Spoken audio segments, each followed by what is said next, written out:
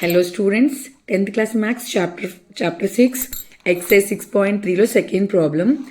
ఇలా మనకు ఒక ఫిగర్ ఇచ్చారు. ఒక 2 parallel lines, వాటికి అలాగే ఇంటర్సెక్ట్ అయ్యే పాయింట్ O అని ఇచ్చారు. ఇక్కడ ట్రయాంగిల్ DODC, ఈ ట్రయాంగిల్ అండ్ ఈ ట్రయాంగిల్ OAB, ఈ రెండు సిమిలర్ అని ఇచ్చారు. అలాగే BOC అంటే O దగ్గర యాంగిల్ ఉంది 125 అని, యాంగిల్ ODC ఇక్కడ 70 degrees అని ఇచ్చారు. మనల్ని ఈ 3 ఫైండ్ అవుట్ చేయమన్నారు. సో గివెన్ ఇచ్చినది రాసుకున్నాం మనం. ఈ రెండు సిమిలర్ ట్రయాంగిల్స్ అని ఇచ్చిన వాల్యూస్ రాసుకొని ఇప్పుడు మనం ఫైండ్ అవుట్ చేయాల్సిన దాంట్లో ఫస్ట్ దాన్ని రాసుకుంటున్నాం, యాంగిల్ DOC. మీరు అబ్జర్వ్ చేసుకుంటే angle DOC at the same time angle BOC, ఇది కూడా మనకు ఒక ట్రయాంగిల్ అవుతుంది. సో BOC అనేది angle DOC. So angle DOC అనేది మనకి ఇచ్చారు వాల్యూ ఈక్వల్ టు 180 degrees అయ్యింది. ఇది యాంగిల్ DOC మనం ఫైండ్ అవుట్ చేయాల్సింది.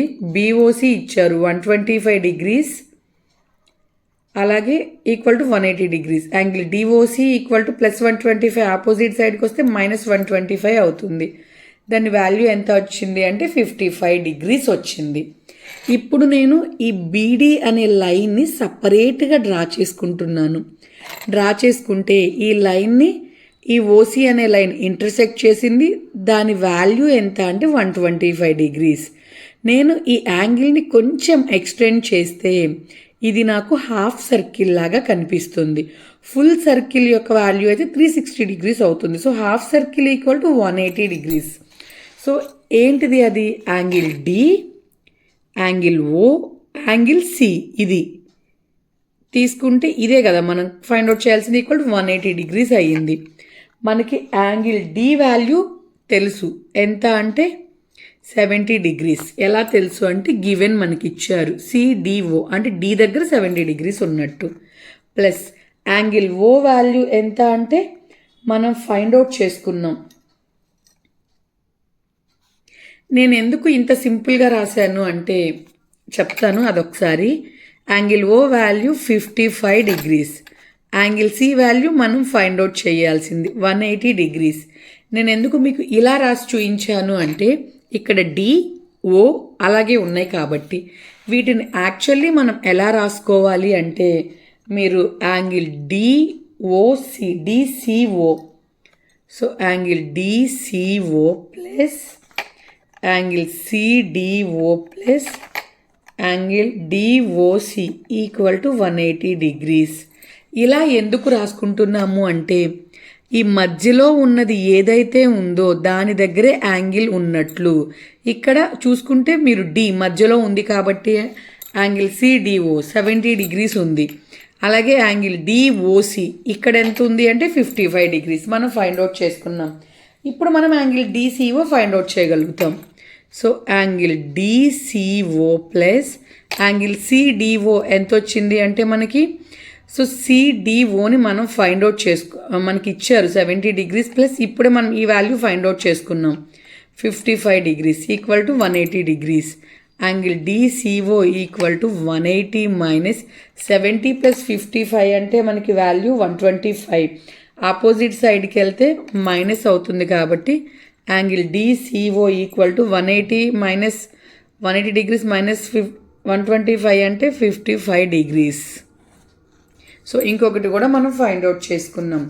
Next last value find out చేసుకోవాలి అంటే మనకు ఒక కండిషన్ ఇచ్చారు. అదేంటి అంటే angle ODC similar to ODC, ఇది ఈ రెండు కూడా సిమిలర్ ట్రయాంగిల్స్ అని ఇచ్చారు. సో సిమిలర్ ట్రయాంగిల్స్ అయ్యాయి అంటే ఆ రెండు ట్రయాంగిల్స్ని మనం డ్రా చేసుకుంటే, ఆ రెండు ట్రయాంగిల్స్ని ఇలా సపరేట్గా నేను డ్రా చేసుకుంటే గనక మీరు అబ్జర్వ్ చేస్తే ODC అనే ఒక ట్రయాంగిల్, ఈ రెండు ట్రయాంగిల్స్ని సపరేట్గా డ్రా చేస్తున్నాను నేను. ఇవి మనకి 2 ట్రయాంగిల్స్. అందులో ఈ వాల్యూ మనం C ఫైండ్ అవుట్ చేసాం. సో మనకి ప్రాపర్టీస్ ప్రకారం ఏమవుతుంది అంటే ఈ వాల్యూ ఎంత ఉందో ఈ వాల్యూ అంతే ఉంటుంది, ఇది ఎంత ఉందో ఇది అంతే ఉంటుంది.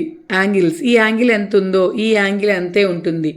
ఎందుకు ఉంటుంది అంటే సిమిలర్ ట్రయాంగిల్స్కి యాంగిల్స్ అనేవి ఈక్వల్ అవుతాయి కాబట్టి ఏ ప్రాపర్టీ ప్రకారం. సో యాంగిల్స్ అనేవి ఈక్వల్ అవుతాయి సిమిలర్ ట్రయాంగిల్స్కి కాబట్టి అవి సిమిలర్ ట్రయాంగిల్స్ అని మనకి ఎవరు చెప్పారు, క్వశ్చన్లో ఇచ్చారు. కాబట్టి మనం ఏం రాసుకుంటాము అంటే given triangle ODC similar to triangle OBA అవి అయ్యాయి కాబట్టి ఇవి సిమిలర్ ట్రయాంగిల్స్ కాబట్టి angle ఓఏబి equal to angle DCO. ఎందుకంటే యాంగిల్ సి ఎంత అవుతుందో యాంగిల్ ఏ కూడా అంతే అవుతుంది. కాబట్టి మనకి యాంగిల్ డిసిఓ వాల్యూ ఎంత వచ్చింది అంటే 55 degrees వచ్చింది.